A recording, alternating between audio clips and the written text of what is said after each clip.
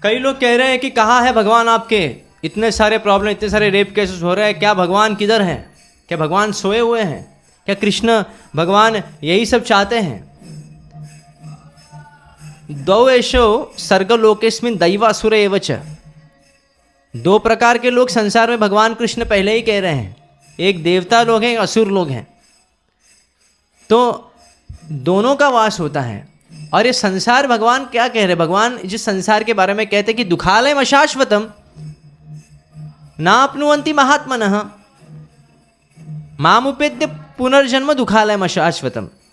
जो बुद्धिमान व्यक्ति हैं इस संसार में आना नहीं चाहता है, पर फिर भी हम तो इस संसार में आ चुके हैं। ये क्यों आए, कैसे आए, ये तो प्रश्न अलग हो गया, ये तो पूरा अलग कॉन्सेप्ट है, ये यहाँ पे मैं इसमें बोलना नहीं चाहूँगा। पर संसार में तो आ गए, पर संसार कैसे हैं, कृष्ण कह रहे हैं दुखालयम अशाश्वतम। ये दुख का आलय है, दुख का घर है। जैसे पुस्तकालय है, भोजनालय है, पुस्तकालय पुस्तक जहाँ पे मिलता है, भोजनालय जहाँ पे भोजन मिलता है, दुखालय है, यहाँ पे दुख ही मिलेगा। ये कृष्ण स्वयं कहते हैं गीता में। तो कोई ये कह सकता है कि दुख क्यों झेलना है, क्यों इतने सारे प्रॉब्लम्स हमको झेलने हैं। तो इसका उत्तर भी जिस प्रकार जेल में कैदियों को दुख क्यों मिलना है, क्योंकि उन्होंने गवर्नमेंट के लॉस के विरोध में आचरण किया है, गवर्नमेंट के लॉस को अपनाया नहीं है। किसी ने खून किया है, किसी ने चोरी की है, किसी ने डकैती डाली है, किसी ने टेररिस्ट एक्टिविटीज में साथ दिया है, इसके लिए उनको कैदी बनाया गया है। इसमें गवर्नमेंट ने नहीं चाहा था कि वो दुख झेले, पर क्योंकि गवर्नमेंट ने कुछ लॉज बनाए थे सोसाइटी को पीसफुल रन करने के लिए, पर उन्होंने उसको माना नहीं, उसके विरोध में आचरण किया, इसलिए ऐसा हुआ। तो one who forgets Lord, one who don't cooperate with the laws of the Lord, that person is going to suffer, that person is going to suffer in this material world, there is no doubt about that. That's why ऐसे लोगों के लिए जगत बनाया गया। तो आप कई लोग कहेंगे, कई साधु लोग भी है, कई अच्छे लोग भी, तो जेलर भी आता है वहाँ पे, कई सारे जेलर के रिलेटिव्स भी जेल में आते हैं, पर वो दे नेवर सफ़र। तो जो शुद्ध भक्त हैं भगवान के लॉस के अनुसार, भगवान के निर्देशों के अनुसार जो कार्य करता है, ऐसा व्यक्ति संसार में रहने के बावजूद भी वो दुख नहीं झेलता है। पद्मपत्रम इवं बसा ब्रह्मण्य आधाय कर्माणि संगम त्यक्त्वा करोति, यह भगवद गीता में कृष्ण कह रहे हैं। जो मेरे लिए कर्म करता है वो कभी भी इस भौतिक दुख को उसको सहन नहीं करना पड़ता है इस संसार में। तो इसलिए ये जो केसेस, जैसे आप प्रॉब्लम्स देख रहे हैं और इसमें ब्लेम किया जाता है भगवान की तरह, क्या है, हर जीव को स्वतंत्रता दी गई है, चाहे वो धर्म करे या फिर अधर्म करे। तो किसी का पाप करना या पुण्य करना, क्या करना है, उसका फल जो है भगवान देते हैं। कर्मण्यवाधिकार से, कर्म करने का हर जीव को अधिकार दिया है। And we are living in this material world, हमको दूसरे जीवन से प्रॉब्लम होगा ही होगा।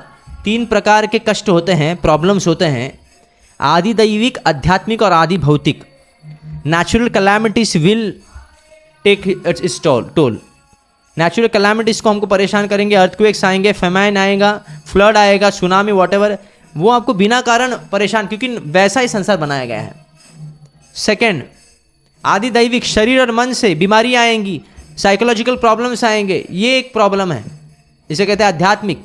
और तीसरा है आदि भौतिक, दूसरे लोगों से हमको परेशानी झेलनी पड़ेगी, इसमें कोई संदेह नहीं, कर्मों के अनुसार हमको झेलना पड़ेगा। तो अगर हम ऐसे ब्लेम करेंगे कि अरे किसी का रेप केसेस, ये तो कर्मों का खेल, तो उनको तो फल मिलना है, this is a wrong idea, we have to understand. Draupadi का वस्त्र जब खींचा जा रहा था, तभी कई सारे धर्म के अनुयायी लोग भी, धृतराष्ट्र जैसे व्यक्ति चुप बैठ गए। He has to suffer. We are not suppose to look on others कर्म, कि उनके कर्म क्या है, उन्होंने क्या पुण्य किया, पाप किया है, उनको वही झेलना चाहिए। That is not our jurisdiction, वो भगवान का अधिकार क्षेत्र है। हमारा कंसर्न ये नहीं कि we are not suppose to be concern about others karma, we should be concern about our own dharma. हमारी ड्यूटी क्या है इस सिचुएशन में, ये हमें देखना है। कोई व्यक्ति गिर जाता है तो ये नहीं कोसना नहीं है कि उसका कर्म फल ही ऐसा था, ये तो मूर्खता होगी। ऐसे अगर होता था तो भगवान कृष्ण अर्जुन को प्रेरित नहीं करते थे युद्ध लड़ने के लिए। युद्धस्व विगत जरा, अर्जुन आलसपन त्याग दो और युद्ध करो। वैसे तो भगवान ने पहले ही युद्ध जीत लिया था, पांडवों को जिता ही दिया था। कालोस्मि लोकशय कृत प्रवृद्ध, काल बन के मैंने सबको ग्रस्त कर लिया पहले से, कृष्ण कहते हैं। तो अर्जुन को युद्ध करने की आवश्यकता नहीं, पर भगवान कहते हैं निमित्त मात्रम भव साव्यसाचिन, तुमको निमित्त बनना पड़ेगा। पर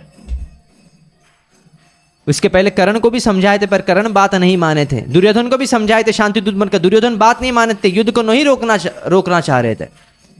तो Lord gives chance to everyone.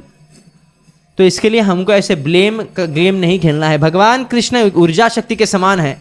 जैसे इलेक्ट्रिसिटी पावर हाउस होता है, सब जगह इलेक्ट्रिसिटी फैलाता है। किसी को अगर शॉक लगता है तो हम ब्लेम जो है इलेक्ट्रिकल पावर हाउस को नहीं करते हैं, हम ब्लेम करते हैं उस व्यक्ति को, या फिर जिसने वो अरेंजमेंट किया है उस वायरिंग का, उसको हम ब्लेम करते हैं।